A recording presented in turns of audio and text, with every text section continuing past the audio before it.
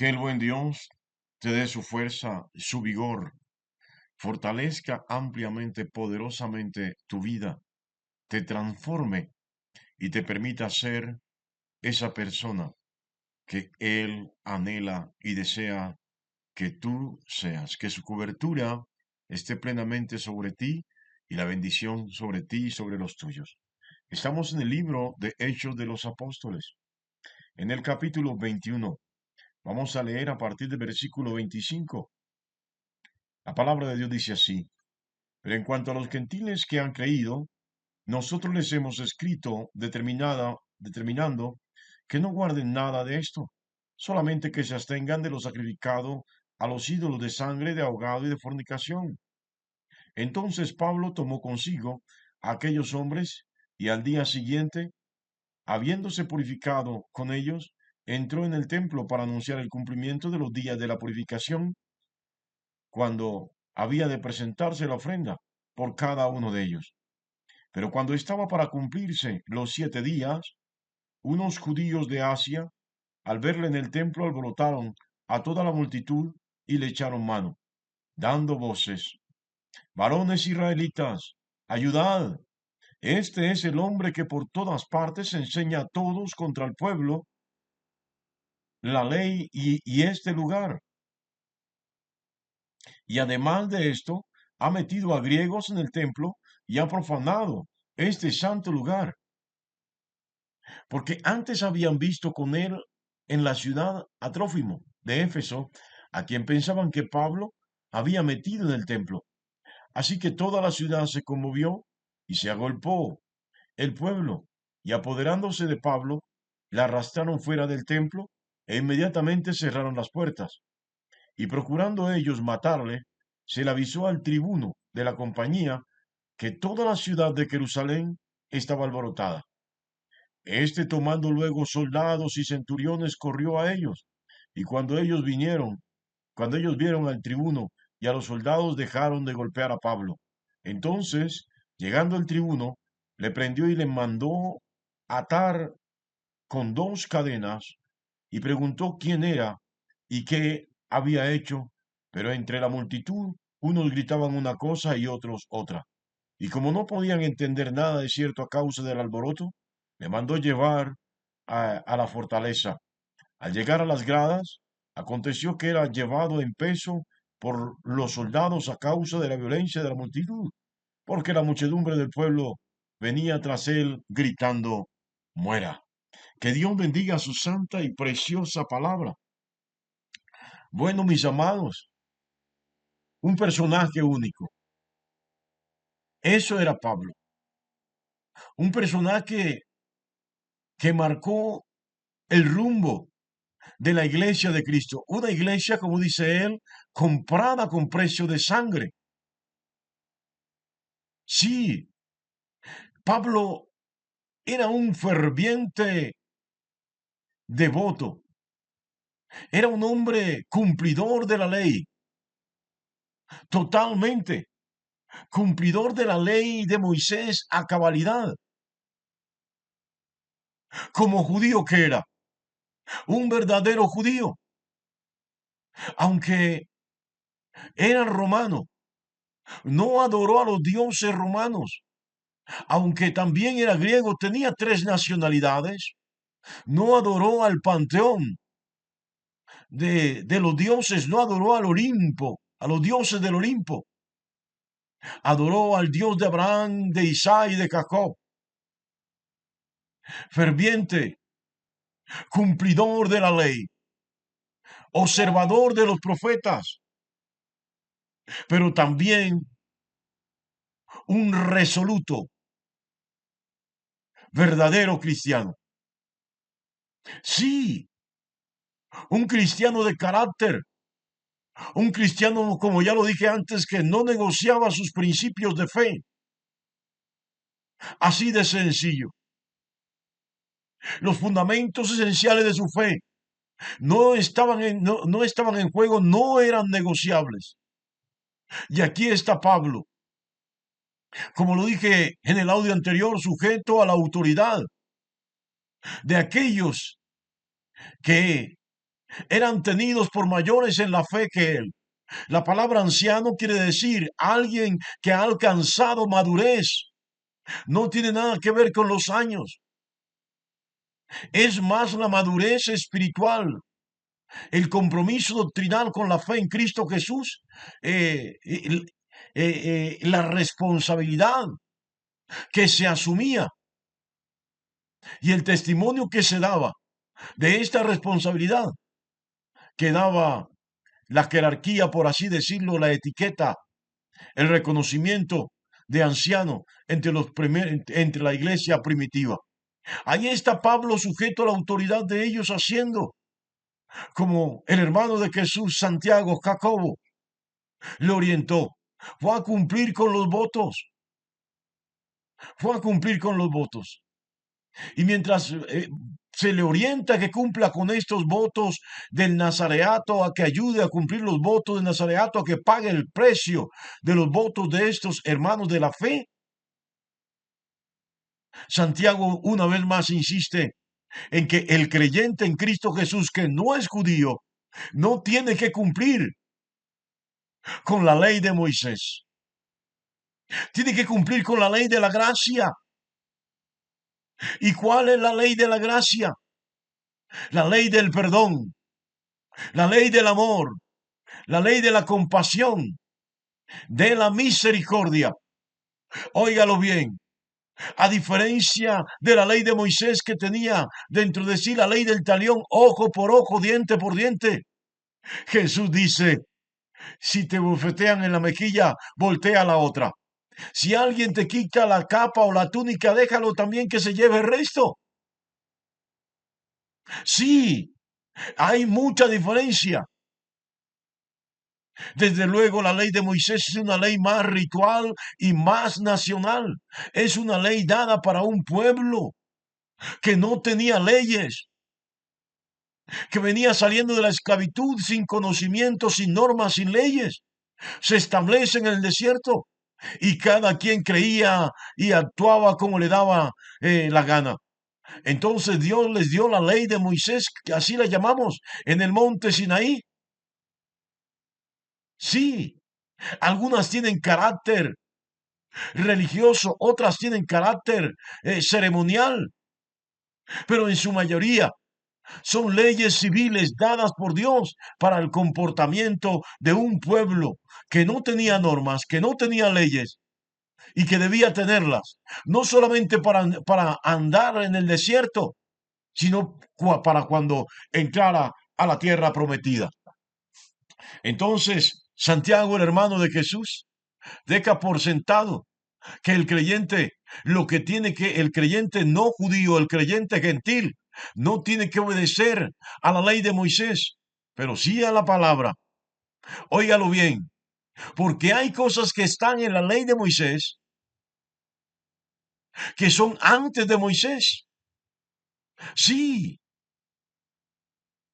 así de sencillo. La ofrenda, el diezmo, es antes de Moisés. Sí, mis amados, el no comer sangre es antes de Moisés. El no adorar ídolos es antes de Moisés. Por eso el pueblo no dice somos hijos de Moisés. Moisés era un profeta entre ellos. El pueblo dice somos hijos de Abraham, de Isaac y de Jacob. Hombres que vivieron bajo la gracia, observando la ley de Dios, no la ley de Moisés. Entonces, Abraham, sin tener la ley de Moisés, diezmó. Óigalo bien. Abel, sin tener la ley de Moisés, Abel y Caín, ambos, cada uno a su manera, sin tener la ley de Moisés, adoraron a Dios con sus ofrendas. Sí, Abraham, sin tener la ley de Moisés, Isaac y Jacob no adoraron ídolos. adoraron al Dios verdadero. Abraham se apartó de su padre y dejó los terafines. No adoró el panteón, no adoró los dioses, los ídolos familiares. No, no, adoró al verdadero Dios. Entonces, Jacobo, Santiago le dice a, a, a Pablo que no lo está forzando a cumplir con la ley de Moisés, pero siendo judío debía dar testimonio de ella. Mas los gentiles, aquellos a los cuales él les predicó y que adoptaron la fe en Cristo Jesús, no están obligados a vivir bajo la ley. Solo tienen que apartarse de fornicación. Solo tienen que apartarse de de la idolatría, como ya lo habíamos compartido antes, de lo sacrificado a los ídolos, de comer cosa ahogada o mortecina. Óigalo bien, así de sencillo, y de comer sangre. Es decir, normas, leyes establecidas por Dios que tienen que ver con la pureza del alma, que tienen que ver con la santidad. ¿Saben? Me encuentro hoy con unas personas.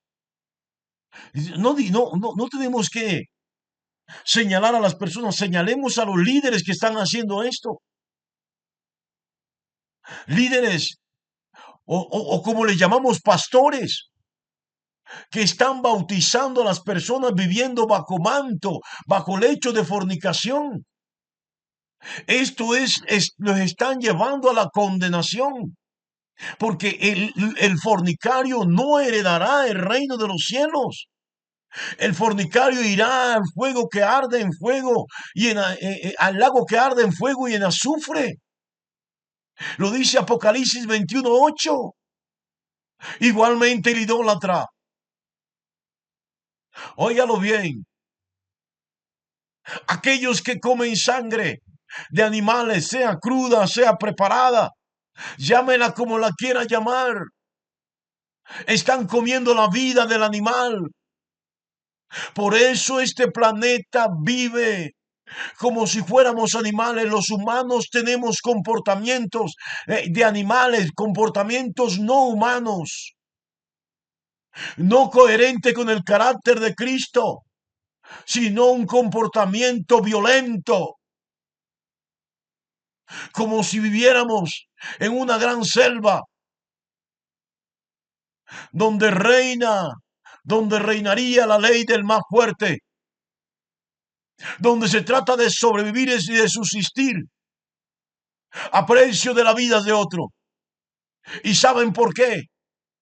Por estar comiendo el corazón de los animales, por estarse comiendo la sangre de los animales.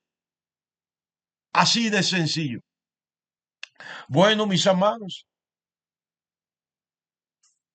Pablo, cumpliendo con la recomendación de los hermanos, de los ancianos de Jerusalén, es acusado falsamente.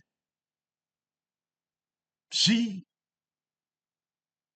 es acusado de haber introducido en el templo a un griego, cosa que estaba prohibida. Pero Pablo no lo hizo, aunque estaba el atrio de los gentiles en el templo, ellos solamente podían estar en este pasillo exterior, en este atrio. Los gentiles, es decir, los no judíos, no podían pasar de allí ni entrar al templo a adorar. Estaba totalmente prohibido. Y Pablo es acusado de esto, cosa que no hizo Pablo. Óigalo bien. Qué tremendo esto. Cuando se predica la verdad, cuando se predica lo que se ha llamado la sana doctrina, cuando se predica a Cristo desde las Escrituras, cuando se predica el mensaje del Evangelio, el mensaje de la salvación, guiado por el Espíritu Santo, siempre habrá persecución. Siempre alguien calumniará. Siempre alguien levantará un falso testimonio en contra del siervo, de la sierva de Dios. Es por eso que debemos estar atentos. ¿Qué vida la de Pablo? Hoy el cristiano espera una vida sosegada, una vida tranquila, una vida de paz, una vida de abundancia, una vida de comodidades. Hoy el cristiano espera la vida que no tuvieron los santos apóstoles, los verdaderos siervos de Dios. Sí, hoy la mayoría esperan esa vida. Nadie quiere pasar por la prueba de fe. Nadie quiere pasar por la prueba de fuego. Nadie quiere pasar por el trillo de Dios. Todos quieren vivir cómoda y sosegadamente una fe tranquila, pasiva e inactiva. Pero déjeme decirle abiertamente, esta no fue la vida de los discípulos de Jesús. Esta no fue la vida de los apóstoles de Jesús. Esta no fue la vida de Pablo. Dios le dijo que tenía que descender a Jerusalén, pero que pasaría penalidades, que sería encadenado, que sería aprisionado. Y Pablo no se rehusó, ni huyó, ni renegó, ni maldijo, ni pensó en apartarse del camino, como muchos hoy quieren hacerlo. Pablo es acusado falsamente. Lo quieren apedrear, lo empezaron a golpear, a darle de patadas, lo molieron, al punto de que no podía caminar por sí mismo. Tuvieron que cargarlo en peso los soldados romanos para llevarlo al pretorio. Perdón, para llevarlo delante del tribuno. Sí, qué vida la de Pablo.